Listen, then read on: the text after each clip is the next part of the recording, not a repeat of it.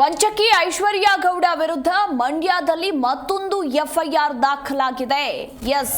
ಮಂಡ್ಯದಲ್ಲಿ ಈಕೆಯ ವಿರುದ್ಧ ಈಗ ಮತ್ತೊಂದು ಎಫ್ಐಆರ್ ದಾಖಲಾಗಿರುವಂತದ್ದು. ಬಡ್ಡಿ ರಿಯಲ್ ಎಸ್ಟೇಟ್ ಚೀಟಿ ವ್ಯವಹಾರದಲ್ಲಿ ವಂಚನೆಯ ಆರೋಪ ಕೇಳಿ ಬಂದಿದೆ.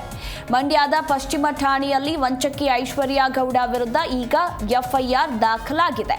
ಪತಿ ಹರೀಶ್, ಸಹೋದರ ಮಂಜುನಾಥ್ ಹಾಗೆ ಯಶವಂತ್ ವಿರುದ್ಧವೂ ಕೂಡ ಎಫ್ಐಆರ್ ದಾಖಲಾಗಿದೆ ಅನ್ನೋದರ ಕುರಿತು ಮಾಹಿತಿ ಇರುವಂತದ್ದು. 2017ರಲ್ಲಿ ಬಡ್ಡಿ ಆಸೆ ತೋರಿಸಿ 33 ಲಕ್ಷ ಹಣ ಹಾಗೆ 366 ಗ್ರಾಂ ಚಿನ್ನ ಪಡೆದು ವಂಚನೆ ಮಾಡಿರುವ ಗಂಭೀರ ಆರೋಪ ಕೇಳಿ ಬಂದಿರುವಂಥದ್ದು.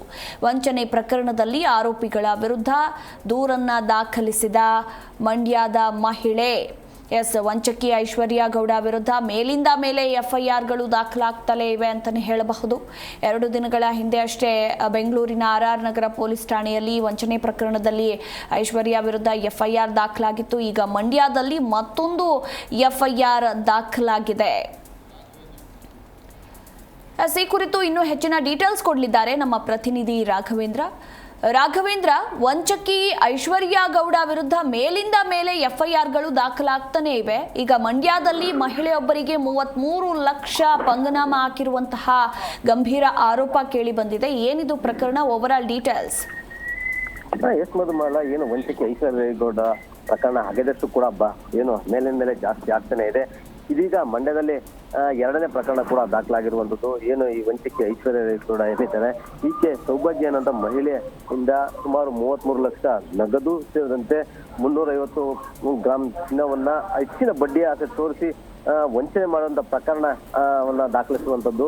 ಏನು ಮಂಡ್ಯ ಚಾಮರಾಜೇಶ್ವರಿ ನಗರದಲ್ಲಿ ವಾಸವಾಗಿರುವಂತಹ ಮಹಿಳೆಯಿಂದ ಈಕೆ ಏನು ಆ ಸಂದರ್ಭದಲ್ಲಿ ಈಕೆ ಹೆಚ್ಚಿನ ಬಡ್ಡಿ ಆಸೆ ತೋರಿಸಿ ಮತ್ತೆ ಈ ಹಣವನ್ನು ರಿಯಲ್ ಎಸ್ಟೇಟ್ ನಲ್ಲಿ ನಾನು ತೊಡಗಿಸಿಕೊಂಡು ಹೆಚ್ಚಿನ ಬಡ್ಡಿಯನ್ನು ಕೊಡ್ತೀನಿ ಅಂತ ಹೇಳಿ ಪಡ್ಕೊಂಡಿದ್ರು ಅಂತ ಹೇಳಿ ಈಗ ದೂರಿನಲ್ಲಿ ಉಲ್ಲೇಖ ಆಗಿರುವಂತದ್ದು. ಈ ಸಂಬಂಧವಾಗಿ ಮಂಡ್ಯದ ಪಶ್ಚಿಮ ಠಾಣೆಗೆ ಈಗ ಪೊಲೀಸ್ ಆ ಮಹಿಳೆ ದೂರನ್ನ ಕೊಟ್ಟಿದ್ದಾರೆ. ಜೊತೆಗೆ ಏನು ವಂಚಕಿ ಐಶ್ವರ್ಯ ಗೌಡ ಹಾಗೂ ಆಕೆ ಪತಿ ಹರೀಶ್ ಹಾಗೂ ಮಂಜುನಾಥ್ ಮತ್ತೆ ಯಶವಂತ್ ವಿರುದ್ಧ ಈ 4 ವಿರುದ್ಧ ಕೂಡ ದೂರನ್ನ ದಾಖಲಿಸಿ 4 ವಿರುದ್ಧ ಕ್ರಮ ಕೈಗೊಳ್ಳಬೇಕು ಅಂತ ಹೇಳಿ ದೂರನ್ನ ಕೊಟ್ಟಿರುವಂತದ್ದು. ಈ ಸಂಬಂಧವಾಗಿ ಈ ಒಂದು ಪ್ರಕರಣ ಮತ್ತಷ್ಟು ಹೆಚ್ಚಾಗುವಂತ ಸಾಧ್ಯತೆ ಇದೆ. ಯಾಕೆಂದ್ರೆ ಏನು ಮಂಡ್ಯದಲ್ಲಿ ಈಕೆ ಮೇಲಿನ ಮೇಲೆ ಈ ರೀತಿಯಾಗಿ ವಂಚನೆಯನ್ನ ಮಾಡುವಂತದ್ದು ಬೆಳಕಿಗೆ ಬರ್ತಿದ್ದ ಹಾಗೆ ಒಂದಲ್ಲ ಒಂದು ಕಡೆ ಪ್ರಕರಣಗಳು ದಾಖಲಾಗ್ತಾ ಇವೆ. ಹಾಗಾಗಿನೇ ಕೂಡ ಈ ಒಂದು ಪ್ರಕರಣ ಕೂಡ ಪೊಲೀಸರು ಗಂಭೀರವಾಗಿ ಪರಿಗಣಿಸಿರುವಂತದ್ದು. ಮಧುಮಾಲ, ಥ್ಯಾಂಕ್ ಯು ರಾಘವೇಂದ್ರ ನಿಮ್ಮೆಲ್ಲ ಮಾಹಿತಿಗಾಗಿ.